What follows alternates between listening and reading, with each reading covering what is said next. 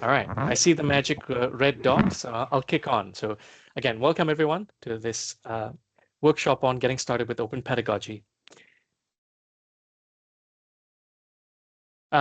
While I'm joining you this morning from the west coast of Canada, which is the traditional, ancestral, and unceded territory of the Squamish First Nation, I also want to acknowledge that the land on which Brock University was built is the traditional territory of the Haudenosaunee and Anishinaabe peoples, many of whom continue to live and work across the Niagara region today.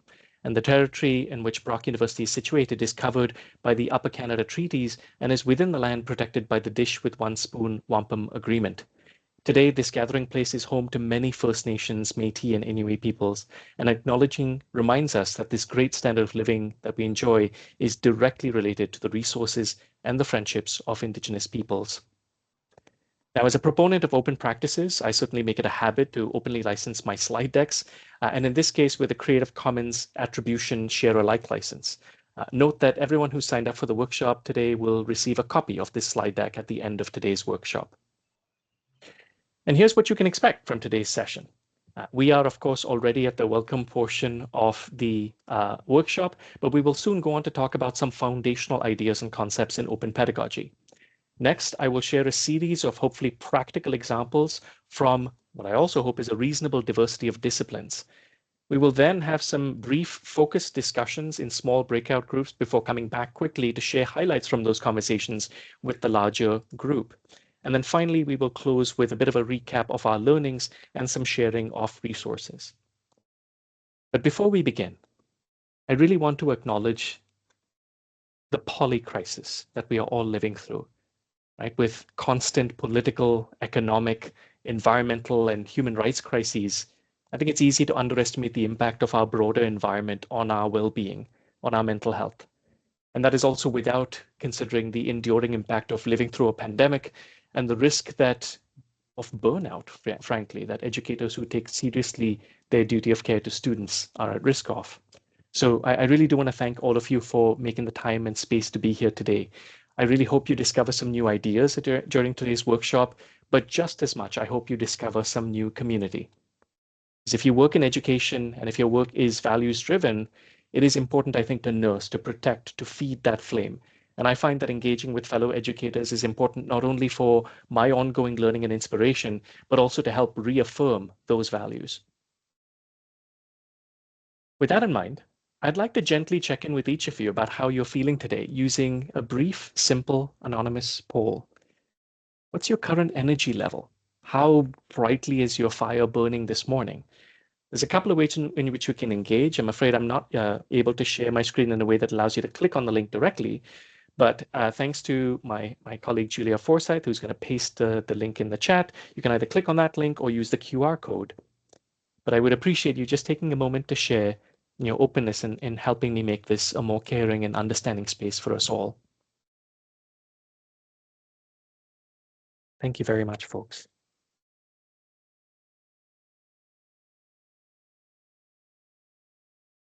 Continue to see that dial. It's a bit hypnotizing when you see that ruler move. And from there, and especially now that you know how to operate the poll, I'm going to take you to a second poll as well. And this one is really to help me understand your own familiarity with a very important concept when it comes to open education, open educational resources. So I'd love for you to just briefly tell me, how familiar are you with this idea, with this term, with what these are? Is this the first time you've heard of it? Have you heard of it, but you're not exactly sure what it means? Perhaps you can define it and you can share some examples. Or maybe you've used it in your own work. Or perhaps you've gone further still and actually created or adapted OER as well. Really helpful to get a sense of who's in the room today. It's rather impressive to see the high proportion of folks who have actually worked quite a lot with open educational resources. At this point, the largest subgroup. But absolutely welcoming folks who have never heard of this term before. This is the right space for everyone. You don't have to have any particular pre-existing knowledge or familiarity with what OER are, but it certainly helps me to know not to skip over certain steps along the way. So thank you again for taking that poll. So I'll start then with the basic building blocks, right? And what do we mean by open educational resources? Well, For those of you unfamiliar with the concept, OER for short are really any teaching and learning resources that have been published under an open, typically Creative Commons license, or that are in the public domain.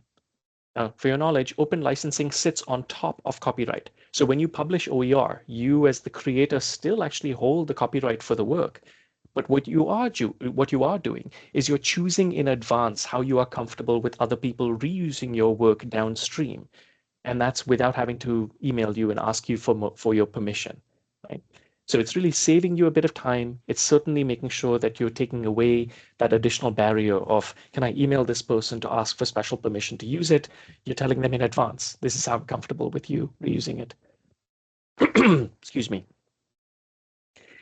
And while it's true that open educational resources are free to use, excuse me, I feel like I have a frog in my throat.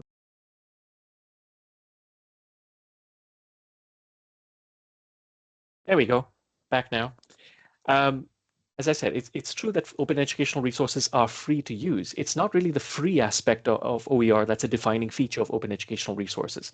Instead, the defining feature are really the freedoms associated with open licensing, which are collectively and commonly known as the 5 Rs of OER. And this starts, if you look at the left end of your screen here, with the free and unfettered ability to reuse the resource. And that is whether you're an educator or a student. But even as I'm saying that, it's not like you're limited to educational use cases, because unlike fair dealing, the reuse of OER is not limited to education, for example. Second from the right on the screen, I'm just going to jump around a little bit because it makes a bit more logical sense to me to go from reuse to revise, because the permission to revise includes the ability to adapt, to modify, to improve the resource as you see fit. And that might include, for example, localizing a resource to suit your particular context, institutional, regional, national. It could be updating it to make it more current, or it could even be something like translating it into a different language. All of those are considered revisions or adaptations. Second from the left now, jumping around to the other side, is the permission to remix, which is the ability to combine 2 or more OERs to create a content mashup, as the slide says, such as when you take, let's say, an openly licensed image or even a video, and you embed that in the middle of an openly licensed textbook, let's say. On the far right of your screen is the ability to retain the resource forever, because OER is not like working with commercial e-textbook resources where you are leasing access and that access expires after a certain length of time. You get to keep this forever. And then finally, in the center is the important permission to redistribute the resource, which is the ability to share it with others, whether it's as an instructor, you sharing it with your students, or even to community members or anybody else, really.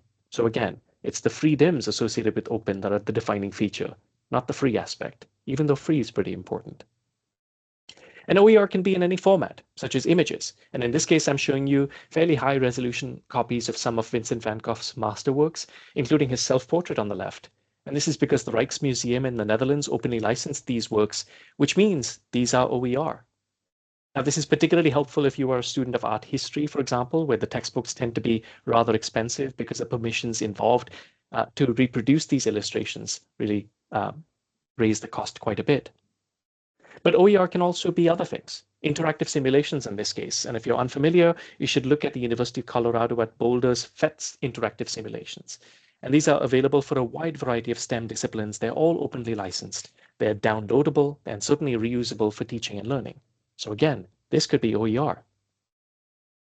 And of course, if you're looking for textbooks that are openly licensed, because perhaps, and Julia, I'm going to call on you over here to maybe paste in the link to our Brock News story from yesterday that talked about our growing OER grant program at the university.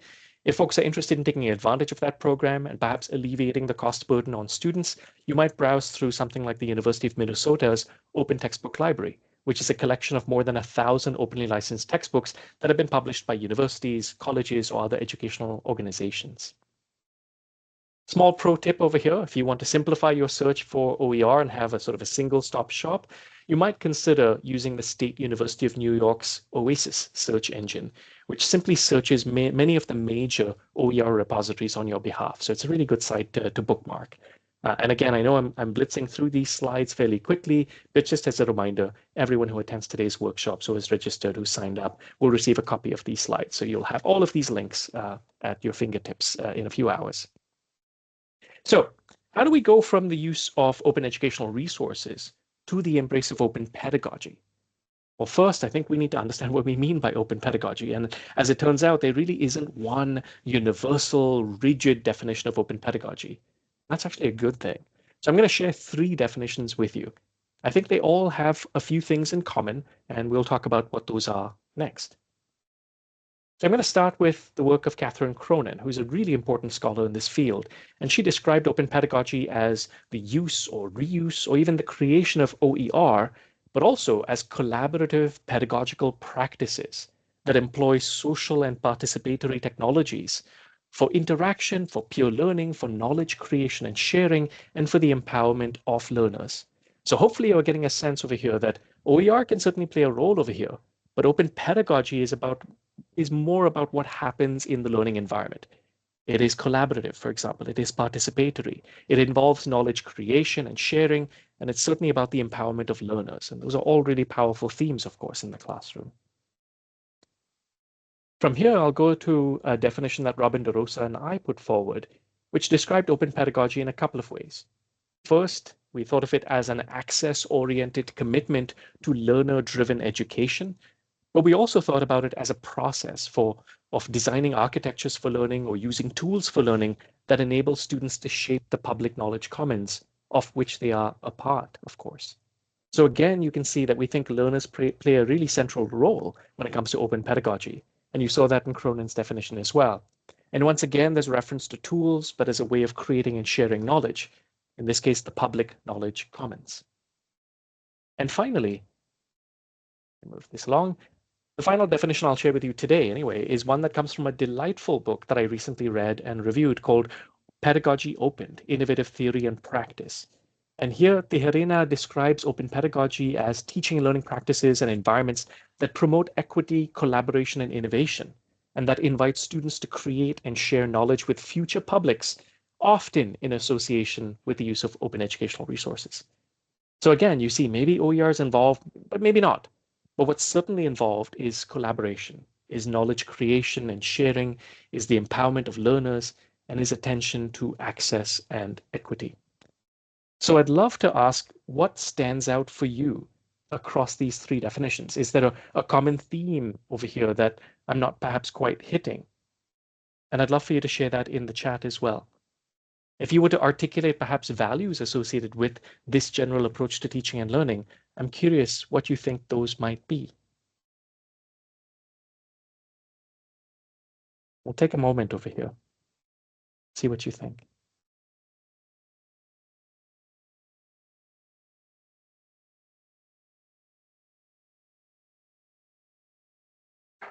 Yeah, really appreciate the comment around community and practice.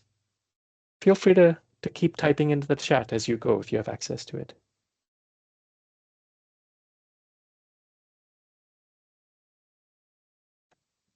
And keeping that in mind, I suppose now you can perhaps better understand why Carolyn Sinkinson articulated these values of open pedagogy. And this was in an article in EduCourse, I believe. And they referred to access and equity as an important component, of course, community and connection. There's opportunity and risk, which we'll talk about a bit more later, and as well as agency and ownership. And of course, behind it all, our empathy, our curiosity, our responsibility, our participation. Yeah, I appreciate your comment, Vahid, about engaging, enabling learners to engage with public knowledge. And social justice values are absolutely at the fore over there. Thank you for your comment, Carrie. So I confess, sometimes I think it's a bit easier to understand open pedagogy, not even through definitions or concepts like I just showed you, which can be helpful, but sometimes in contrast, by sort of contrasting it with something that is certainly not open pedagogy. And so I'd love to invite you to look at this image, which, by the way, is itself OER because it lives in the public domain. This is an illustration from a French book that was published over 100 years ago and that depicts various scenarios from the future. And this particular illustration, as you can see, is meant to depict the classroom of the future, or more precisely, I suppose, the classroom of the year 2000. And I find this really a fascinating image because the ideology that's baked into this illustration is really quite revealing, right? Consider, for example, who is permitted to be the professor in this classroom? Who is permitted to be a learner in this classroom? There's certainly not a lot of diversity, for example, gender or otherwise, but also consider the pedagogy. Right? It looks like over here there's received wisdom that's being fed into some sort of electronic relay system that's magically feeding content directly into students' minds. There's no particular evidence of active learning, no peer collaboration, not even the need to take notes, it looks.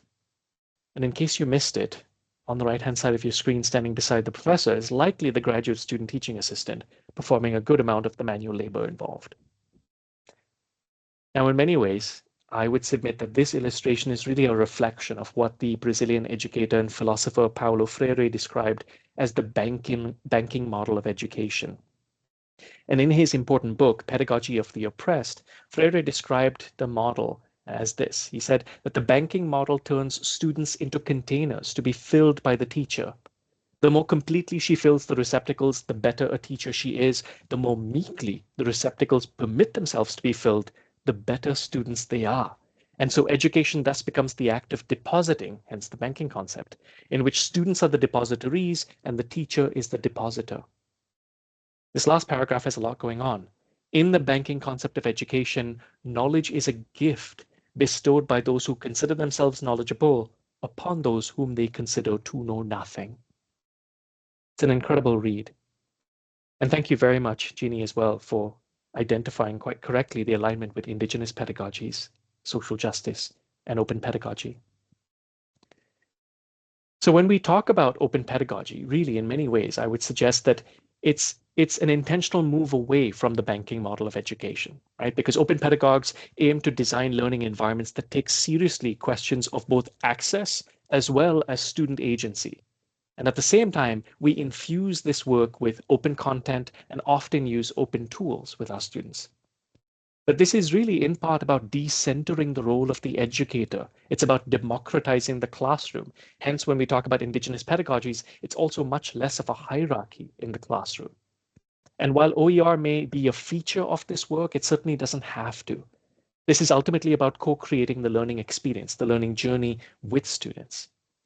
So consider, for example, something as straightforward or seemingly straightforward as learning outcomes, right? Which we all perhaps are familiar with, many of us.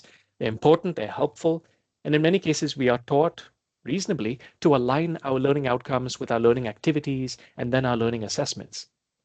But the point over here is that learning outcomes ought not to be so rigid in the learning journey that the entire learning journey is entirely prescribed, especially before we've even met our students. How can we claim to suggest that we know what this journey is going to look like before we know who is with us on that journey? Surely they have a role to play. Surely we change and adapt along the way. And so with open pedagogy, I'm going to take this a step further.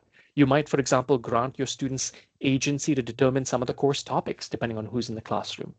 Or maybe we're talking structural pieces. They might be co-creating course policies together. I remember, gosh, 15 years ago when I was designing, it's funny to think about it now, but there were laptop policies, smartphone policies, and these perhaps still feature in course syllabi. But if you co-create these policies with your students, it isn't a policy that you need to enforce. It isn't a policy you need to police because it is their policy. And the ownership that learners take over their own policies go a lot further. So of course, you might just do that with course policies, but you might look at things like schedules of work, or as I said, topics of study, or perhaps assessments. And that's maybe where we're going to spend the most amount of time is talking about assessments, because redesigning assessments is perhaps among the most popular forms of open pedagogy. And the reason I have the image on the slide that I do is because traditional assignments in many ways are disposable assignments. And I know that sounds a bit pejorative, certainly, but if you think about it, traditional assignments are typically assignments where students work for hours on something, they submit it for only one person to view their work, and that's typically the instructor, perhaps the teaching assistant. The assignments certainly serve a purpose, right? Because they serve skill development, progress towards achieving those learning outcomes, they serve the student learning, but it is also possible to redesign these assignments so that they don't just end up in either the physical or the digital recycling bin. We can redesign them to what are known as non-disposable assignments or perhaps renewable assignments. And this helpful article that was published a few years ago identifies at least three dimensions in which traditional assignments vary from renewable assignments. And in the case of renewable assignments, they talk about the importance of time, the importance of space, and impact or gravity. And the point is that when you're talking about renewable assignments, they have a longer life than the traditional semester. They have a wider audience than just the classroom or the instructor, and they have a bigger impact than just serving student learning. And so with that in mind, I'll turn to a few practical examples. And perhaps no better place to start than Wikipedia. Good morning. You might have... Good morning. Sorry, I have the cameras muted, so I can't quite see people on the screen while I'm screen sharing. But certainly feel free to jump in and share in the chat as well. But perhaps that's a good reminder. Julia, if I could trouble you to just catch my attention if I'm missing a critical comment that I need to consider before I proceed. No, I think that was an unmute by accident. All good, all good. Good morning, good morning. So with Wikipedia, of course, I love talking about this because it's one of those fascinating spaces where over the last certainly 25 years, it's gone through quite a journey in higher education. It's long been derided. It's long been banned from lists of references when it comes to student assignments, for example. But it is at the same time one of the most popular sites on the web. And while it does have issues in relation to comprehensiveness of coverage or sometimes with reliability, certainly with representation, I will suggest to you, share an observation that many scholars have made, which is that there's no one better positioned perhaps to improve and enhance this widely used public resource and openly licensed resource than us in higher education, working with our students. And so consider the case of Amin Azam, for example, a faculty member at the University of California who for years has worked with his medical students to improve and edit articles in Wikipedia on a variety of topics. And this is powerful for a variety of reasons, but part of his thinking over here is that, look, some of my students are going to end up being GPs. They're going to maybe be working in a walk-in clinic. Somebody comes in and they need to be in a position and familiar with explaining complex medical concepts in lay terms in a couple of minutes. And what a fabulous way for them to rehearse that knowledge translation. Wikipedia article. So they've been editing and writing and authoring and enhancing those. If you're at Brock, I'll happily point you to an incredible colleague we have, Denise Smith, who's our head of the research lifecycle at the library, who of course is a really incredible Wikimedian. And this is just a screenshot of a talk that she gave during last year's Open Education Week about leveraging Wikipedia in the context of undergraduate health sciences education. So what I'm suggesting over here is perhaps if your thing is a research essay, maybe you could think about redesigning in the context of writing for Wikipedia instead. If your approach involves traditional classroom presentations that certainly eat up a fair bit of time, perhaps the approach could be working with your students to replace those so that they are instead creating brief instructional videos. Take this case, we're talking about a couple of students that as you can see on the screen over here from Simon Fraser University in British Columbia, who some years ago created a brief instructional video to convey the principles of persuasion based on the theory of Robert Cialdini. For psychologists in the room will recognize that name. And what's wonderful about this is that they didn't just submit this to an international student video competition and win, as you can see. And it's not just the recognition. The magic of open pedagogy is that this student work is now being used across the world, in Turkey, in Malaysia, across Canada, to teach the science of persuasion. And that's what we mean by longer life, bigger audience, greater impact with the same work. And of course, the creativity and pride that gets unlocked when you know it's not just authentic and meaningful, but you are contributing to the public knowledge commons as well, is quite dramatic to see. Another example, and I'm just going to share a few quick additional ones before we run into a small group exercise. But as I've already noted, much open pedagogy can have to do with OER. But it's not all about creating open educational resources. As you can see over here, this is a screenshot from when I was teaching social psychology at a former institution. And my students are using an open source tool for social annotations on the margins of the text. This is called Hypothesis. And of course, we use this at Brock as well. On the top, you can see one of my students, Lana, is actually augmenting the example in the text with an example from her own life, which is, of course, quite easy to do when it comes to social psychology as a topic. And at the bottom, another student, Alexis, is sharing an example of a resource, a link to a popular show, The Office in this case, that illustrates another concept that is being discussed. And the point is, this is a low stakes activity. It's very easy to just add on. You can use this for critical reading, but you are able to really enrich the text. And especially if you retain these comments, enrich it for future cohorts of students. You don't even have to worry about what cultural references make sense for students today and constantly worry about that. This is not your expertise. Students are in the best position to tell you what cultural references make sense, and they can enrich the learning experience with that information, as you can see. So annotating OER could be an option, but of course, creating OER can be an option as well. Here's a volume, and there's been multiple volumes in the series coming out of the Ohio State University um, about environmental science, where students wrote these bite-sized chunks, and the volume was edited by the faculty members in the program. So this is students creating, authoring OER, absolutely. But in lots of other cases, I've seen students work with faculty members to simply adapt it. In one case that comes to mind, a faculty member was teaching economics, I think it was macroeconomics. And of course, the theory is not changing from semester to semester, but unemployment rates, public data are. And so the student assignment involved going into Statistics Canada, pulling out the latest rates, and actually updating some of the charts in the textbook as we went through the semester. And so it's incredible because for students, it's research skills, it's graphical skills, it's lots of literacy, but it really at the same time invites them to contribute to a more current resource than you could ever hope for. And of course, a few quick other additional examples, maybe 3 more I'll squeeze in, and then we'll switch gears. This one has to do with not just the resources themselves, but perhaps ancillary resources. Because years ago, it occurred to me that instead of having students simply answer questions, and particularly if you're talking about first and second year psychology courses, this is one of my disciplines, typically this would be heavy on multiple choice questions. But of course, if you think about it, it takes fairly deep level of understanding of concepts for a student to be able to write, or anyone really, to be able to write a plausible distractor or a lure for a multiple choice question. And so building on that idea, I started by giving students complete questions, and they had to simply replace one of the incorrect options, one of the lures. And over time, they replaced 2 and then 3, and eventually they were writing the whole thing. And so my small classes of 35 students ended up writing 1,500 question banks. And of course, the fun part was particularly great questions would appear in their own midterm and final exams, which was quite a joy. But it's possible to just shift the whole mode of what we're trying to do in the classroom over here.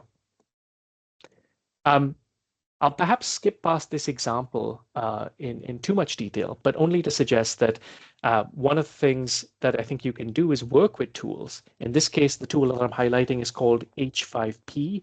It's wonderful interactive web technology that doesn't necessarily have a steep learning curve, but in this case, a student research project that was about, in fact, textbook affordability was converted into what is an online interactive game, and a game that is in fact now used for educational development to help educators across the world better understand the reality of student affordability challenges, which is quite exciting as well. But again, the tool is not the thing, even though the tools can help. All right, so I think what I'll switch over here is maybe to take a step back and just to suggest that I think one of the reasons why I'm such a big fan of open pedagogy as an approach is that it harnesses not only the power of open licensing and OER on the one hand, but it very much draws on the tradition of critical pedagogy. And I think we're seeing a lot of those comments when we're talking about social justice. We're talking about intentionally trying to design for justice, to try and help raise critical consciousness among your learners, to think about the global challenges that they live within. And as you can see from the writing of Henry Giroux over here, critical pedagogy asserts that students can engage in their own learning from a position of agency. It takes seriously the educational imperative to encourage students to act on the knowledge, values, and social relations they acquire by being responsive to the deepest and most important problems of our times. And when we think about the deepest and most important problems of our times, certainly my mind often goes to the United Nations Sustainable Development Goals, things like combating climate change, fighting gender inequality, advancing responsible consumption, and lots of others.